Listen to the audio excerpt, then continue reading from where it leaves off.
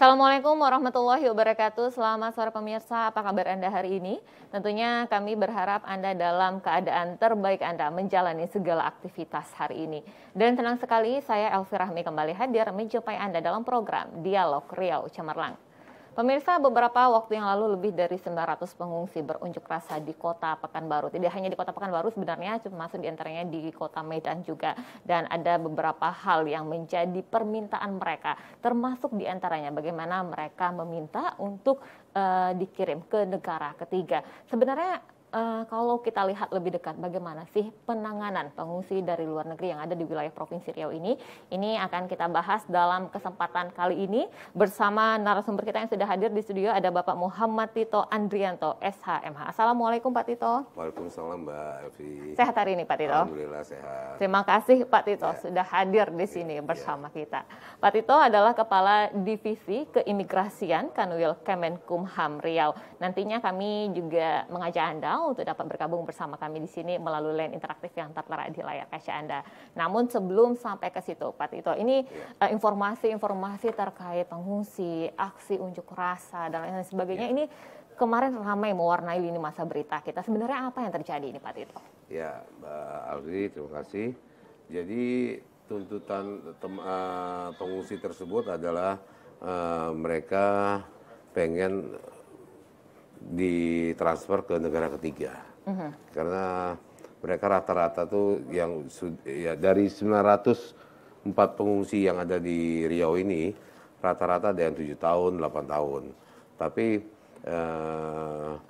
Satgas dalam hal ini pemerintah kita juga tidak bisa ikut campur untuk proses pengiriman ke negara ketiga. Kita cuman hanya memberikan perlindungan terhadap pengungsi tersebut ada di Pekanbaru ini. Jadi ketika ada pengungsi dari luar negeri datang ke Indonesia, tujuan utamanya itu sebenarnya bukan ke Indonesianya, begitu Pak? Iya, tujuan utamanya bukan ke Indonesia, tujuan utamanya ke negara ketiga, ada yang ke Australia, Kanada, ke Eropa.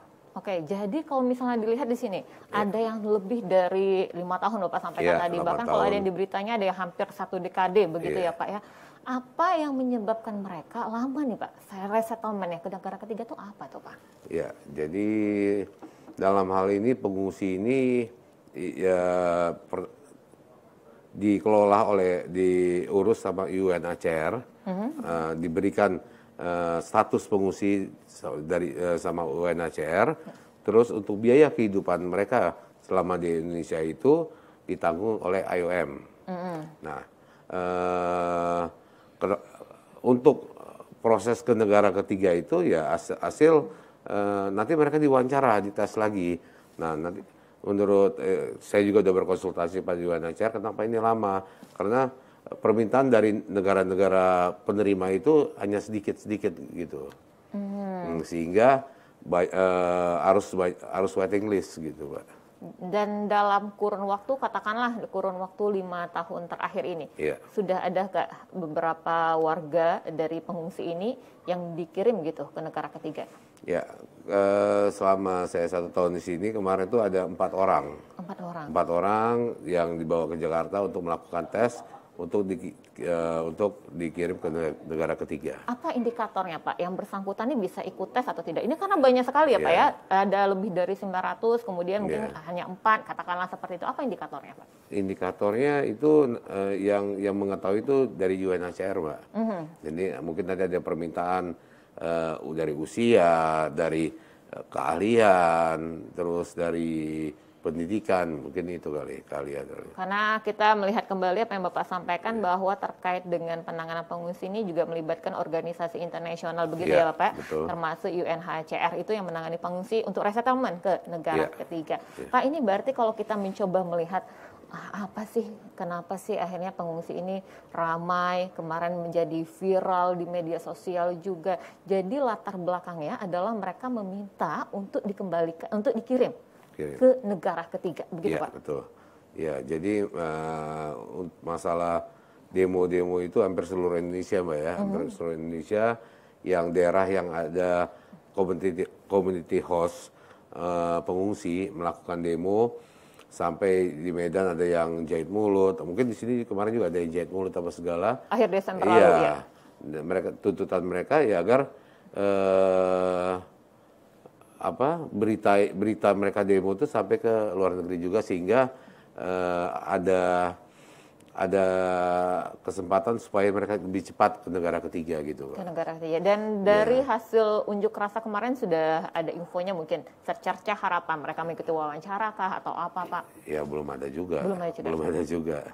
Makanya kami di Riau ini untuk pengaturan pengungsi di Perpres 125 pemerintah daerah Kota Pekanbaru ini membentuk tim Satgas. Tim Satgas untuk penanganan pengungsi.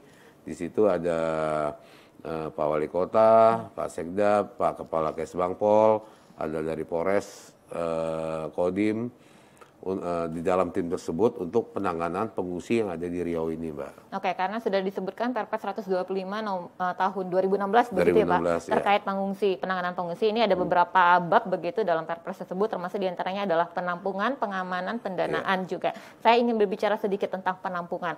Kalau mereka akhirnya mereka datang ke wilayah Riau, itu berarti kan tidak serta-merta, saya harus ke Riau nih, supaya menuju daerah Suaka. Itu secara direncanakan atau tidak? Dan ketika akhirnya mereka sampai di Riau ini, emang langsung ada rumah untuk ditempati atau bagaimana tuh Pak Tito? Ya, jadi mereka tuh biasanya, kemarin-kemarin yang kita dengar, mereka itu ditemukan terdampar di Banten, ya kan? Terus ada yang terdampar di daerah-daerah Indonesia, dan itu langsung ditangani oleh UNHCR, diwawancara apa segala.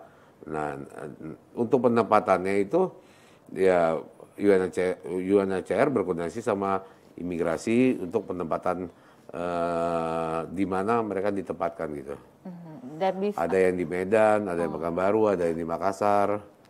Gitu. Itu tidak semua daerah yang ada di Indonesia tuh memiliki hal untuk pengurusan pengungsi begitu Pak? Ya, tergantung kepala daerahnya, apakah menerima daerahnya untuk ditempatkan pengungsi atau tidak. Gitu. Oke, berarti di Riau ada ya Pak ya? Di Riau ada, kita ada community host itu sekitar 9.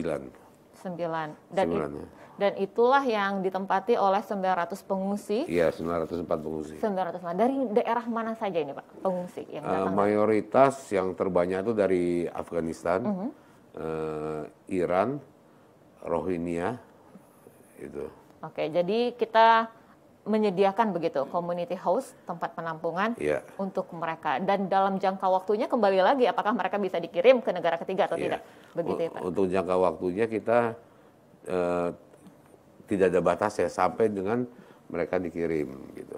Oke, itu berbicara tentang masalah penampungan. Dan untuk pendanaannya sendiri, apakah benar-benar bersandar kepada IOM itu yang menyediakan fasilitas hidup dan lain sebagainya? Bagaimana tuh Pak? Ya, untuk pendanaan pengungsi dari akomodasi penginapan dan uang saku itu ditanggung oleh IOM. Baik. Oke. Pak, ini ada juga karena mereka ternyata harus dikirim ke negara ketiga nih. Ternyata fokusnya ini bukan ada sesuatu di dalam community host itu. Ternyata tuntutannya ingin segera dikembalikan ke negara ketiga. Ini kan membuat publik juga bertanya-tanya. Pertanyaan yang paling banyak saya kutip di media sosial adalah, apakah Indonesia memiliki kewajiban untuk menyediakan pemukiman atau mengurus keberangkatan mereka nih Pak ke negara ketiga? Indonesia punya kewajiban itu atau tidak sebenarnya? Ya, kita hanya berkewajiban untuk memberikan pas dia datang ke Indonesia terdampar, kita berkewajiban untuk memberikan suatu perlindungan, tapi kita tidak wajib memberikan dia suatu kewarganegaraan. Kita memberikan penampungan, terus dibantu oleh UNHCR sama IOM untuk pendanaannya. Oke. Gitu. Jadi terkait dengan pengurusan lainnya itu kita tidak ada kewajiban? Nggak ada. Kenapa tidak ada? Ya, aturannya begitu, Mbak. Aturannya begitu? Iya, dalam perpresnya begitu. Oke, kita hanya untuk memberikan perlindungan, keamanan, terus juga dia harus mentaati peraturan perundang-undangan di Indonesia sini. Bahkan kalau seandainya kita mengambil peran itu pun sebenarnya tidak bisa karena tidak diatur dalam perpres tersebut. Iya, tidak diatur. Oke, nah kita sempat berbicara juga nih Pak, ada yang namanya protokol pengungsi lah, kemudian ada konvensi pengungsi lah. Ini sebenarnya berbicara tentang apa ini Pak Tito? Ya, terkait dengan pengungsi semua. Jadi dalam hal ini kami Satgas yang di Riau ini hanya memberikan perlindungan dan menegakkan aturan-aturan yang ada. Kan ada tata tertib mereka juga, Mbak. Tata tertib, mereka tidak boleh membawa kendaraan bermotor. Nah, terus mereka tidak boleh melakukan suatu pekerjaan gitu, Mbak. Karena memang biaya kehidupannya sudah tercukupi. Sudah diatur. Dan itu kalau misalnya dari sisi kita melihatnya memang sudah mencukupi untuk kebutuhan sehari-hari begitu, Pak Tito? Ada juga mereka, kalau saya lihat ini, mereka kalau saya interview tanya-tanya ya nggak mencukupi. Tapi ya mau nggak mau mereka harus, daripada mereka kembali ke negara Afghanistan, ya mereka nggak mau. Ya, akhirnya mereka dengan udah lamanya itu mereka ya demo kayak begitu, Mbak. Oke, jadi kalau misalnya di Riau nih Pak, ada beberapa hal nih tentunya yang harus ditegakkan, mengikuti perundang-undangan juga begitu. Nah, yang didapat oleh para pengungsi ketika akhirnya mereka dikirim ke negara ketiga, apa yang mereka dapatkan di situ, Pak? Ya, setelah mereka sampai ke negara ketiga, ya otomatis mereka akan mendapatkan status kewarganegaraan. Kewarganegaraan. Ya, status kewarganegaraan, dan di sana mungkin mereka berharap memperbaiki taraf kehidupan mereka. Oke, karena kita melihat apa yang seperti yang Bapak sampaikan tadi ya Pak, tidak bisa mencari pekerjaan di sini. Ada jaraknya mungkin dibatasi juga ya Pak, tidak boleh terlalu mengeksplor daerah-daerah tertentu begitu ya Pak ya. Iya. Nah, untuk batasnya juga kan batas kembali ke community host keluar jam 7 malam. Di atas 7 malam mereka tidak boleh keluar dari community host gitu. Baik. Jadi kita memang berikan aturan-aturan yang ya sehingga mereka harus mentaati gitu. Jadi sehingga itulah mereka mencoba mencari kehidupan baru begitu Bapak, betul, di negara ketiga, mendapatkan hak kewarganegaraan dan lain sebagainya. Bapak kembali ke Perpres 126 tadi, 125 tahun 2016 tadi, mengatur masalah penampungan juga, kemudian pengamanan juga. Kita rasa ini tidak mudah begitu ya Bapak ya, mencoba bagaimana menangani pengungsi asing yang berbeda bahasa dan lain sebagainya, hukumnya juga tidak. Ada kondisi-kondisi tertentu tidak Pak yang menyebabkan kita memang harus nih menegakkan hukum ketika di antara mereka ini Pak? Kemarin minggu lalu Satgas mensosialisasikan dari Kesbangpol, Imigrasi, Polres ke community host itu tentang tata tertib selama berada di wilayah Riau ini. Jadi kayak contohnya tidak boleh bawa kendaraan, terus harus tidak boleh melanggar asusila, semuanya tata tertibnya dibuat oleh bersama Satgas, kita sosialisasikan. Terus kayak kemarin juga kita sosialisasikan untuk unjuk rasa atau apa, karena sekarang ini pandemi itu kita batasin juga. Jika ternyata melanggar sanksinya kemarin kita udah sepakat, kita akan amankan isolasi di rumah detensi imigrasi. Ya, biar supaya ada efek jerah mereka yang melanggar tata tertib yang diberikan oleh Satgas Kota Pekanbaru. Oke, itu terkait pengamanan kita. Tapi sejauh ini kasusnya ada yang seperti itu, Pak? Ada yang akhirnya ditahan di Rudenim atau bagaimana, itu sejauh ini memang diberlakukan? Berapa bulan yang lalu ada salah satu pengungsi yang melakukan perdagangan jual handphone di pasar di Kota Pekanbaru. Ditemukan laporan warga, akhirnya kita periksa dan kita amankan di Rudenim selama 7 hari.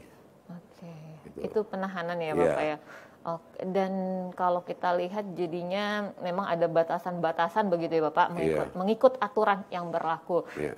Tapi penegakan hukum mungkin tentu bisa menjadi solusi dari ini. Namun kalau Bapak melihat secara garis besar sebenarnya Pak, solusi dari penanganan pengungsi yang ada khususnya di wilayah Riau ini sebenarnya apa nih Pak, kalau bisa dihadirkan solusinya untuk penanganan para pengungsi kita?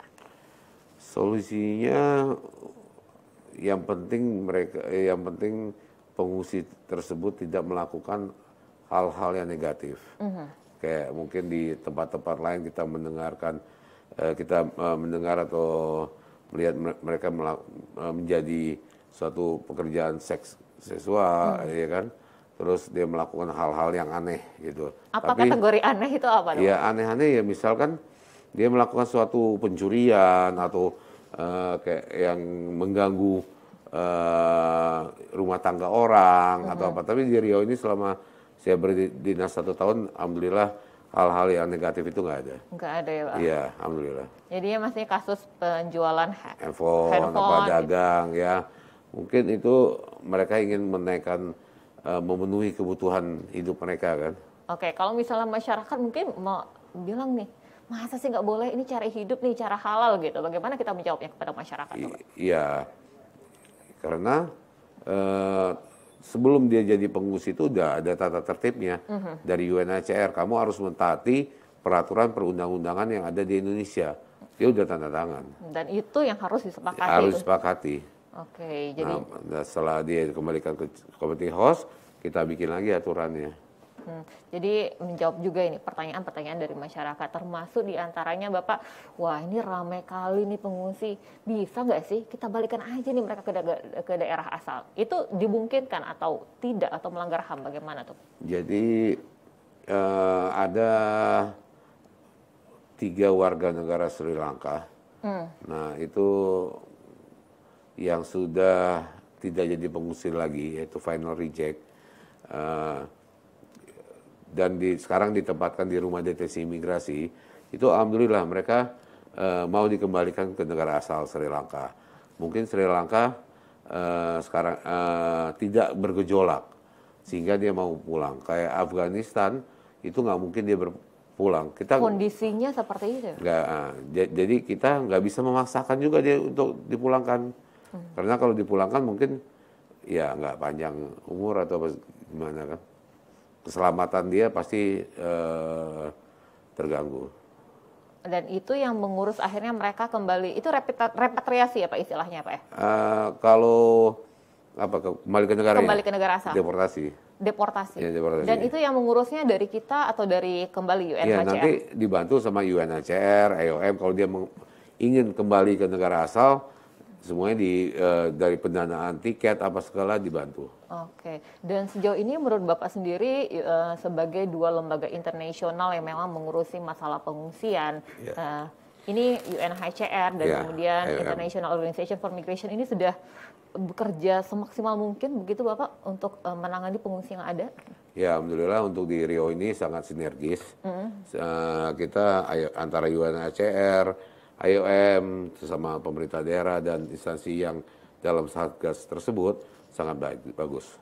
Ada pemerintah daerah yang Bapak sebutkan di sini, berarti dalam penanganan pengungsi asing ini sebenarnya tidak hanya dilimpahkan kepada Kemenkumham Riau saja. Siapa-siapa saja stakeholdernya Pak? Ya, jadi rumah detensi imigrasi di bawah Kemenkumham adalah tugasnya pengawas, terus ada Kesbangpol, ada TNI, ada Polri-nya juga, gitu. Di dalam satgas tersebut. Namanya berarti Satgas Penanganan Pengungsi. Pengungsi ya, PPLN kalau salah.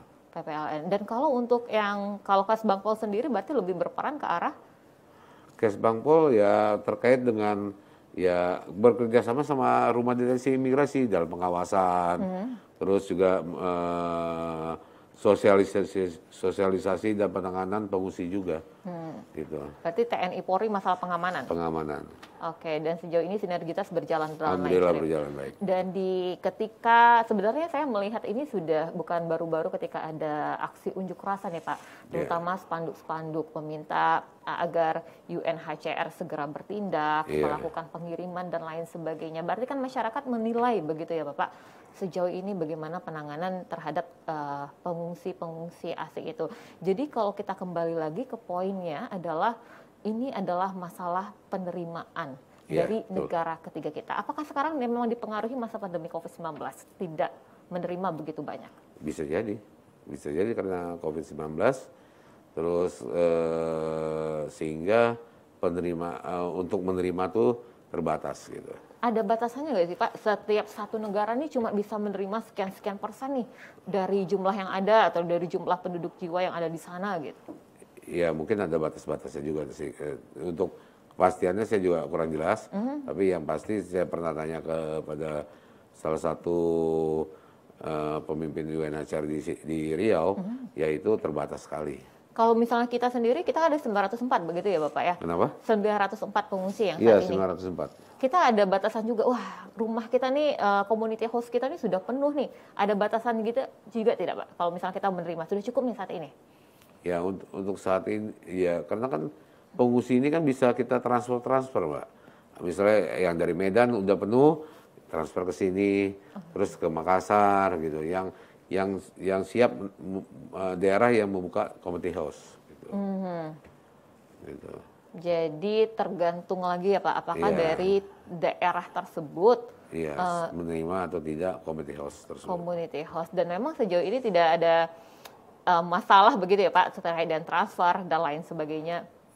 Untuk masalah kriminal di Riau ini alhamdulillah nggak ada. Kalau misalnya ada penanganannya berarti dari Ya kalau misalkan dia melanggar suatu pidana umum ya kepolisian menangani. Terus kemarin ada kejadian, ada 2 tahun yang lalu ada salah satu pengungsi yang bukan dari Riau. Dia mencoba ingin membuat paspor, punya KTP apa segala, alhamdulillah terungkap, akhirnya masuk penjara.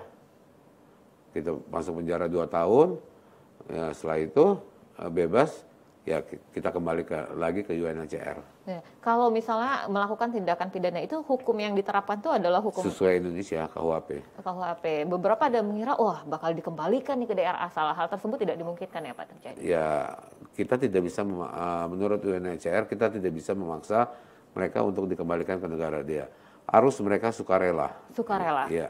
Mengingat kembali kondisi daerah asalnya seperti apa ya Pak betul. ya, atas dasar HAM juga. Nah Pak, tapi kita melihat ada tidak Pak, Bapak melihat dampak sosialnya dengan hadirnya pengungsi-pengungsi dari luar negeri yang ada di wilayah hukum kita. Bapak melihatnya apa nih dampak sosial yang memang terasa sekali? Iya. Kalau untuk di wilayah Riau ini kebetulan community house-nya ini agak jauh dari kota Mbak ya. Jauh dari kota, terus dampak sosialnya yang tadi saya sampaikan, saya udah 1 tahun di Riau sebagai kepala divisi imigrasi, belum ada laporan. Belum ada laporan terkait ya tadi saya laporkan dia mencuri atau mengganggu rumah tangga orang atau gimana ataupun jadi pekerja seks atau bagaimana, alhamdulillah nggak ada. Berarti ini indikasi yang bagus begitu ya Pak ya? Iya, jadi alhamdulillah tim Satgas ini selalu tugas pengawasan itu berjalan. Bapak, ini beritanya memang viral sekali Pak, termasuk Demo. ada berita yang muncul, termasuk asli. Karena mereka membuat penelitian, ini dari LBH Aisyah mengatakan bahwa dalam kurun waktu 3 tahun terakhir ini, 15 pengungsi di wilayah Indonesia ini menghilangkan nyawanya sendiri, begitu Bapak. Dan ini menggambarkan katanya potret rentannya pengungsi yang ada di wilayah Indonesia. Bagaimana Bapak menanggapinya Pak? Ya kemarin juga bulan lalu ada yang meninggal, yang gantung diri di Wisma Indah. Ya itu setelah besoknya saya melihat CCTV-nya, itu biasa-biasa aja. Dia 20 menit sebelum meninggal gantung diri, itu ngobrol sama teman-temannya ngobrol. Tidak ada hal-hal yang berbeda. Tidak ada hal yang mencurigakan atau apa. Ya mungkin itu juga karena udah stres sekali dia. Udah stres sekali di Indonesia udah 8 tahun sehingga akhirnya memutuskan bunuh diri. Dan dalam community house tersebut apakah ada pendampingan juga? Kalau misalnya ada itu mungkin bagian dari siapa Pak? Dari Pemda kita kah? Dari UNHCR atau IOM? Iya. Kan di Satgas tersebut ada imigrasi, pengawasan, ada Satgas, terus IOM juga sering datang juga. Jadi untuk konsultasi mereka untuk saat ini ya sangat baik. Dan terkait dengan kerentanan tersebut nih, dari sisi psikologis itu bagaimana nih Pak cara kita? Apakah memang solusinya, apakah kembali solusi yang pertama nih, kembali ke negara ketiga, menuju negara ketiga, atau ada solusi lain begitu yang solusi jadi? kemarin juga saya sempat rapat juga, rapat terkait dengan dinas koperasi atau dinas koperasi, karena mereka ini ada yang bisa membuat suatu kerajinan tangan. Nah, kemarin saya sampaikan juga pas rapat terakhir, bisa nggak kerajinan tangan itu dibeli sama koperasi Pemda untuk menambah uang saku mereka. Tapi kan mereka nggak dagang keluar, tapi kita yang kita datang untuk beli. Kedua, saya juga kayak kemarin di Makassar membuat festival pengungsi, membuat nasi biryani, nasi apa, gitu. Bagian dari aktivitas mereka juga. Aktivitas itu juga ada yang melakukan penjualan sepeda online atau apa gitu kan. Dan respon mereka terkait usulan Bapak tersebut? Ya, saya baru sama tim aja, baru sama tim Satgas saja saya sampaikan. Akan dijajaki lebih lanjut atau bagaimana? Insya Allah akan. Alhamdulillah tim Satgas juga merespon dengan baik. Nah, baik. Bapak, apakah di keimigrasian ini kita hanya berbicara tentang pengungsi atau apa? Jangan dijawab dulu Pak Tito, nanti kita mau lihat lebih dekat layanan-layanan keimigrasian yang bisa diberikan kepada masyarakat ini apa saja. Namun kita harus jeda sejenak dan akan kembali usai jeda pada warna berikut ini. Tetaplah bersama kami.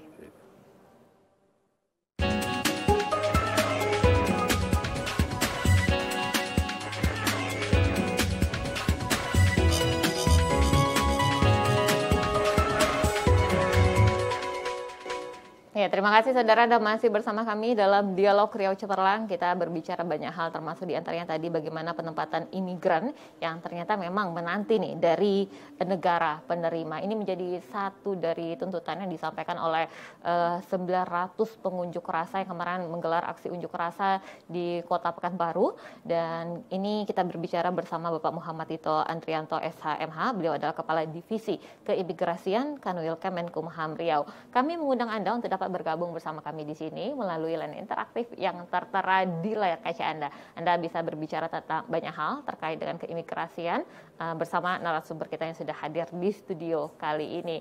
Dan kalau tadi kita berbicara tentang penanganan pengungsi asing, Bapak, ini sepertinya bukan satu-satunya yang menjadi tupoksi dari keimigrasian Kanwil Kemenkumham Riau, begitu ya Pak Tito? Iya.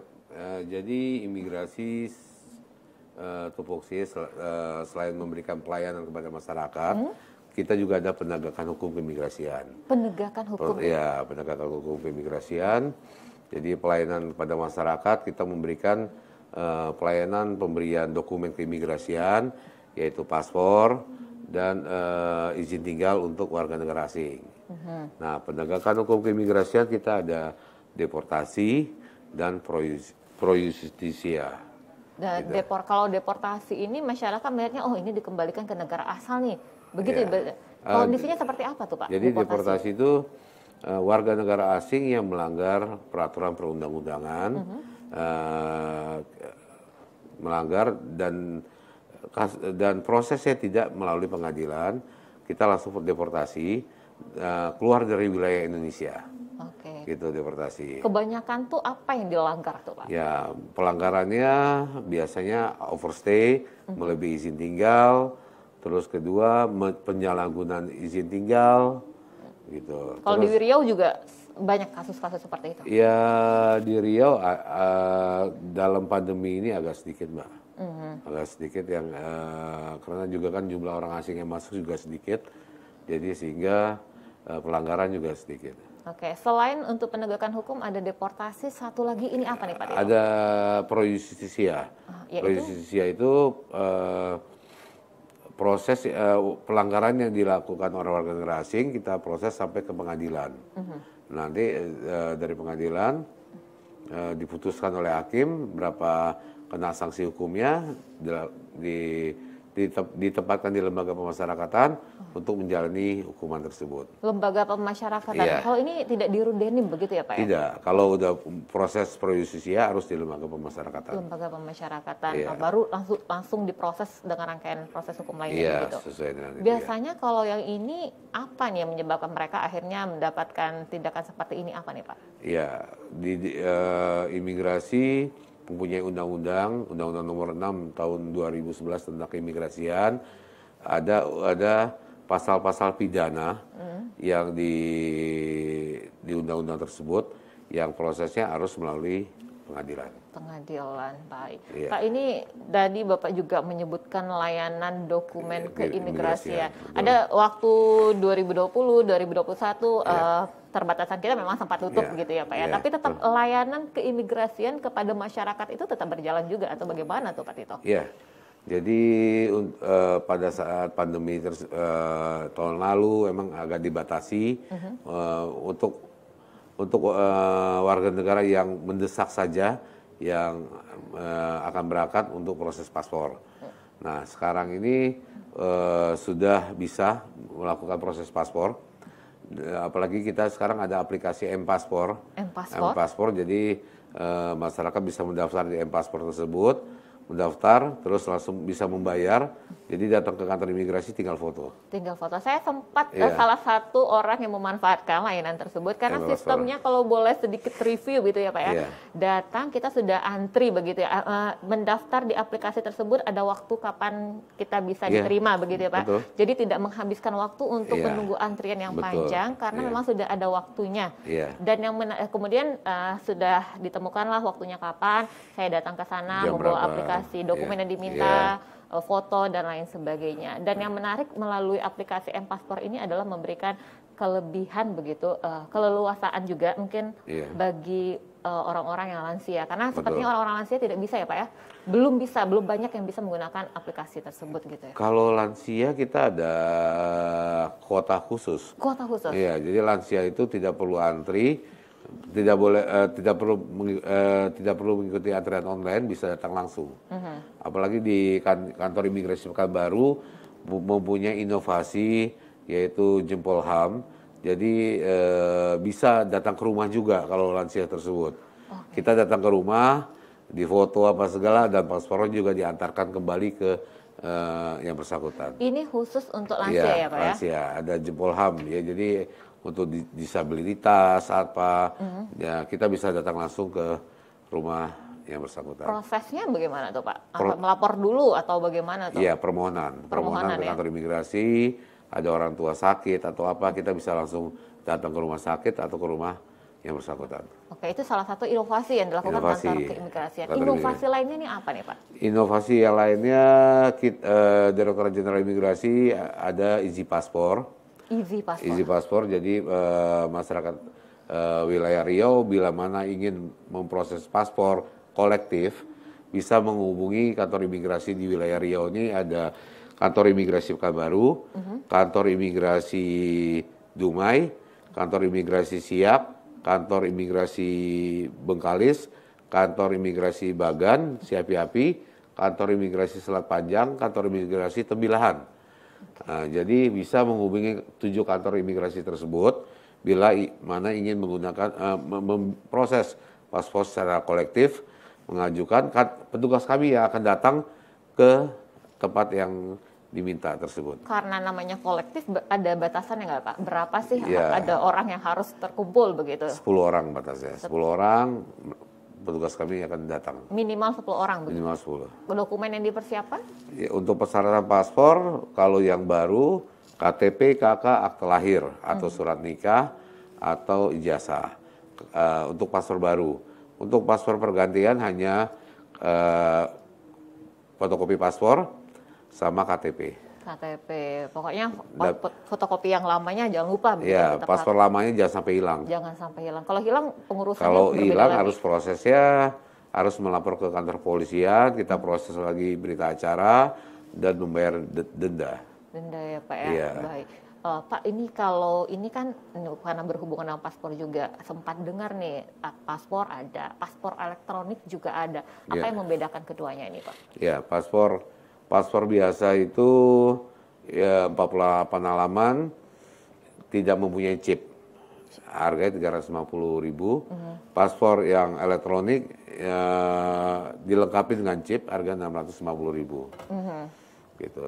Itu yang membedakan chipnya itu berfungsinya nanti lebih ke berfungsinya nanti pas saat di bandara kita ada autogate atau apa itu bisa terbaca dengan cepat. Oh, lebih cepat ya Pak, proses antrinya tidak memakan waktu yang lama. Pak, ini kalau ngomong-ngomong keimigrasian, kita ngelihat nih dari hasil buku evaluasi terkait dengan keimigrasian ini berbicara juga nih tentang pelaksanaan pengawasan keimigrasian oleh tim pengawasan orang asing. Timpora. Sebenarnya ini nih berbicara tentang apa sih Pak Timpora ini Pak? Ya. Timpora itu tim pengawasan orang asing adalah suatu wadah yang dikelola oleh imigrasi untuk mengumpulkan stakeholder yang ada untuk bersama-sama untuk mengawasi orang asing yang ada di wilayah tersebut. Dan kita itu di situ biasanya kita rapat tukar informasi di masing-masing instansi. Bila mana ada orang asing yang dicurigakan, kita melakukan bersama pemeriksaan orang asing tersebut. Ini indikasinya kalau mencurigakan begitu mencurigakan, ya Pak? Ada indikasi mencurigakan, ada pelanggaran atau apa, kita langsung bersama untuk melihat informasi tersebut. Oke, dan ini apakah termasuk dengan tenaga kerja asing? Ini berbeda lagi subbahasanya? Sama, Timpora. Jadi di Timpora itu ada dari Disnakernya, ada Dukcapil ya, ada dari Kementerian Agama, ada kepolisian, ada TNI, gitu. Jadi benar-benar stakeholdernya mendukung begitu ya Pak ya terkait mendukung. ini. Dari stakeholder juga mendukung. Kemudian bagaimana dengan dukungan dari teknologi informasi kita untuk mendukung upaya-upaya yang dilakukan keimigrasian dalam menjunjung untuk voksinya itu? Ya. Kita dalam penyebaran informasi, kita alhamdulillah 8 unit pelaksanaan teknis di Riau ini, kita mempunyai sosial media. Ada IG, ada Facebook, ada Twitter. Nah, masing-masing UPT tersebut memberikan suatu informasi kepada masyarakat terkait dengan produk yang ada, atau informasi-informasi terbaru tentang aturan-aturan tentang izin tinggal, tentang pelayanan paspor dan lain-lain. Dan Instagram, sosial media tersebut aktif begitu ya Pak? Alhamdulillah aktif di Riau ini. Juga kita juga bekerja sama dengan beberapa media, teman-teman kepala kantor, selalu sebulan sekali, 2 bulan sekali, sebulan 2 kali juga sering kopi bareng sama teman-teman media. Teman-teman media. Nah, teman-teman media juga mau nanya nih terkait dengan bebas visa nih Pak. Bebas visa kan masih, kalau melihatnya di Peraturan Presiden Nomor 21 tentang 2016 tentang bebas visa kunjungan. Sebenarnya ini yang berbicara daerah mana tuh yang bebas visa kunjungan ini Pak? Untuk saat pandemi ini masih dibatasi Mbak ya. Untuk bebas visa belum ada. Sehingga diajukan melalui Direktorat Jenderal Imigrasi. Jalur? Warga negara asing tersebut mengajukan visa melalui Direktorat Jenderal Imigrasi, Direktorat Lantaskim. Berarti ini dari luar ke Indonesia? Iya. Oke, bukan dari kita keluar ya? Kalau kita keluar ya kayak ke Arab Saudi atau apa harus menggunakan visa juga kan. Nanti kita akan bahas itu tentang layanan-layanan keimigrasian yang ditawarkan kepada masyarakat apa saja. Namun kita harus jeda sejenak dan akan kembali sesaat lagi.